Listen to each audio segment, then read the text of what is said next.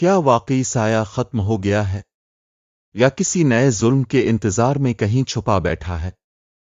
رات گہری ہو چکی تھی۔ شاہی محل کے اونچے میناروں پر سرمئی بادل چھائے ہوئے تھے۔ ہر طرف ایک خوفناک سناٹا طاری تھا۔ اچانک بادشاہ نوشیروان کے کمرے میں ہلکی سی آہٹ سنائی دی۔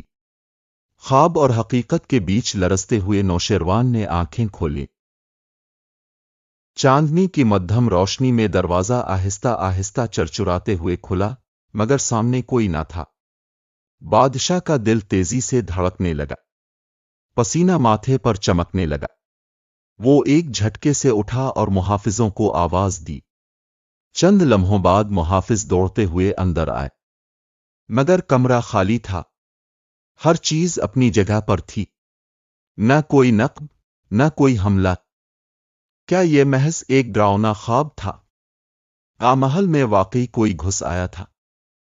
اگلی صبح نوشیروان نے اپنے وزیر خاص ذوالفقار کو بلایا۔ بادشاہ نے گہری سانس لی اور خواب کی تفصیل بیان کی۔ ایک سیاہ نقاب پوش میرے تخت کے قریب کھڑا ہوا۔ اس کی آنکھوں میں خوفناک چمک تھی۔ اس نے کہا، وقت کم ہے۔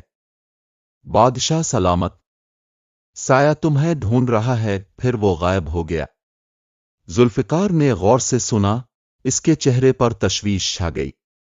یہ ایک نشان ہے، بادشاہ معظم، ذوالفقار نے کہا، مگر یہ اشارہ کس خطرے کا ہے، یہ جاننا ضروری ہے۔ نوشیروان نے حکم دیا کہ محل کے تمام پرانے نقشے لائے جائیں۔ چند گھنٹوں کی کھوج کے بعد ایک خستہ حال کتاب ملی جس میں شاہی محل کی ابتدائی تعمیر کا خاکہ تھا۔ نقشے میں ایک خفیہ سرنگ دکھائی گئی تھی، یہ ایک راستہ جو سالوں پہلے مہر بند کر دیا گیا تھا۔ بادشاہ نے فوراً تفتیش کا حکم دیا۔ سپاہی مخصوص جگہ پر پہنچے۔ مٹی اور پتھروں کو ہٹایا گیا تو ایک پرانا، بوسیدہ دروازہ نمودار ہوا۔ دروازہ کھولا گیا تو اندر سے تیز، سوان بھری ہوا کا جھونکا نکلا۔ سپاہیوں نے مشعلیں جلائیں اور سرنگ میں داخل ہو گئے۔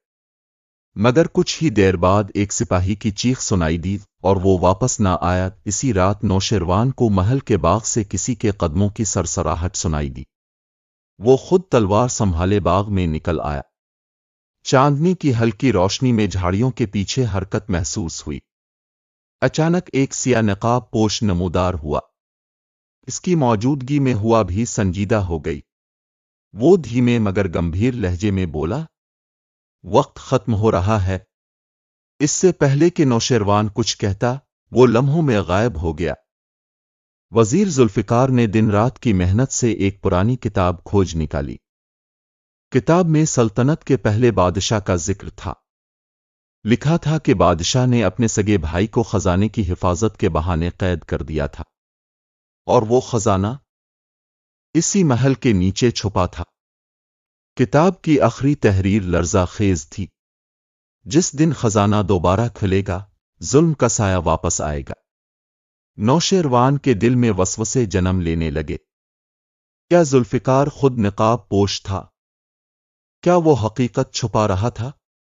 بادشاہ نے ایک منصوبہ بنایا۔ وہ خود نقاب پوش کا بھیس بدل کر باغ میں گیا۔ وہ چھپ کر ذوالفقار کا تعاقب کرنے لگا۔ ذوالفقار واقعی کسی سے سرگوشی کر رہا تھا، مگر وہ کوئی طاقتور شخصیت نہیں، بلکہ ایک بوڑھی، نحیف عورت تھی، محل کی صفائی کرنے والی۔ عورت کی آواز کانوں میں پڑی، بادشاہ کا وقت پورا ہو چکا ہے۔ تحقیقات پر انکشاف ہوا کہ وہ بوڑھی عورت قید کیے گئے بھائی کی پوتی تھی۔ اس کے دل میں انتقام کی آگ برسوں سے سلگ رہی تھی۔ وہ چاہتی تھی کہ بادشاہ نوشیروان کو سزا دی جائے۔ ذوالفقار کو یہ راز پہلے ہی معلوم ہو چکا تھا، مگر وہ خاموش رہا تھا تاکہ سلطنت کی بنیادیں نہ ہل۔ نوشیروان نے فیصلہ کیا کہ اب سچ کا سامنا کرے گا۔ وہ اپنی پوری فوج، وزیر اور سپہ سالاروں کے ساتھ خفیہ سرنگ میں داخل ہوا۔ اندر ایک بھاری صندوق رکھا تھا جس پر وقت کی دھول جمی تھی۔ نوشیروان نے صندوق کا تالا توڑا۔ صندوق کھلا مگر اندر کچھ نہ تھا۔ اسی لمحے ایک زوردار دھماکے سے دروازہ بند ہو گیا۔ ہر طرف اندھیرا چھا گیا، اور پھر ایک خوفناک گونجتی ہوئی ہنسی سنائی دی۔ دھند میں لپٹا ایک سایہ ابھرا، نہ وہ انسان لگتا تھا نہ جن۔ سایہ کی آواز پتھر چیرتی ہوئی سنائی دی، میں ظلم کا بدلہ لینے آیا ہوں۔ جب تک ہر نسل اپنے گناہوں کا اعتراف نہ کرے میں موجود رہوں گا۔ سپاہی تلواریں نکال کر بڑھے مگر ان کی تلواریں دھوئیں کو چیر نہ سکیں۔ نوشیروان نے عوام کے سامنے آ کر سر جھکایا۔ اس نے اعلان کیا، ہمارے آب و اجداد کے ظلم کا بوجھ ہم اٹھاتے ہیں۔